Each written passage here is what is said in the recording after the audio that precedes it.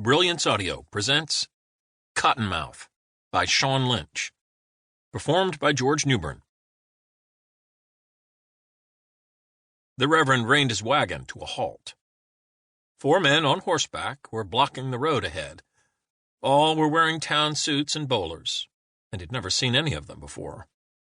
They were also wearing revolvers and shoulder holsters, which were plainly visible under their open riding jackets.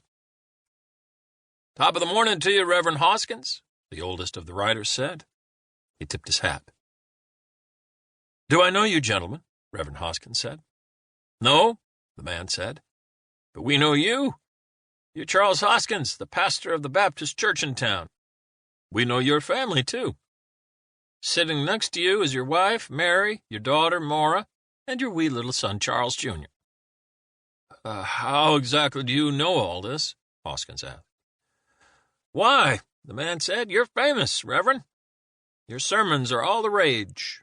They're right popular with the railroad laborers in these parts, especially the ones where you call for all the workers to band together, hold out for more money, and strike if and they don't get what they want from Brody's Railroad Company. Those sermons are real barn burners, so I'm told." "Now I know who you are," Hoskins said, making no effort to hide his contempt. "You're Quincy agency men, aren't you? Cottonmouth Quincy sent you to intimidate me into silence and to stamp down the poor abused souls being worked like slaves by John Brody." "It's true," the man confirmed.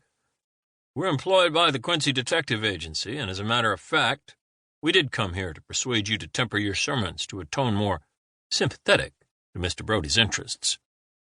By the way, Mr. Quincy certainly wouldn't appreciate being called Cottonmouth by the likes of you." "I didn't give him that name," Hoskins retorted.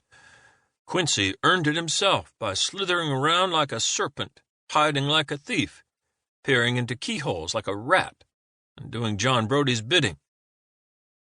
"You surely have a right hostile notion of Mr. Quincy's character," the man said. "For a man of God, I thought all you preachers were supposed to be the forgiven type." "Quincy doesn't need my forgiveness," Hoskins said. "If he wants to save his soul, he needs to repent his wicked ways and stop helping Brody wage war on his poor workers." "I'll be sure and tell him you said that," the man said. The men with him chuckled. "Charles," Mary said in a hushed whisper to her husband, "turn us around." The fear was plain on her face and clear in her voice. "We need to leave. Now." She pulled Maura, who was 12, and Charles, Jr., who was 6, closer. "I'll not be buffaloed by Cottonmouth Quincy's hired thugs," Hoskins declared. "You're blocking our way," he said to the riders. "Yield the road and let us pass." "I don't suppose you're going to voluntarily agree to stop sermonizing against the railroad," the man said, "and stirring up all the working folks, are you?" "I certainly am not." "Mr. Quincy figured you was going to say that," the man said, drawing his revolver. He nodded to his men, who also drew theirs. One of the riders guided his horse close enough to the team pulling Hoskins' wagon to seize the harness. Mary stifled a scream and covered both her children's eyes as they huddled together. "Step down out of that rig, Reverend," the man ordered, "and bring your family with you." "We will not," Hoskins said. "I'm not afraid of your guns.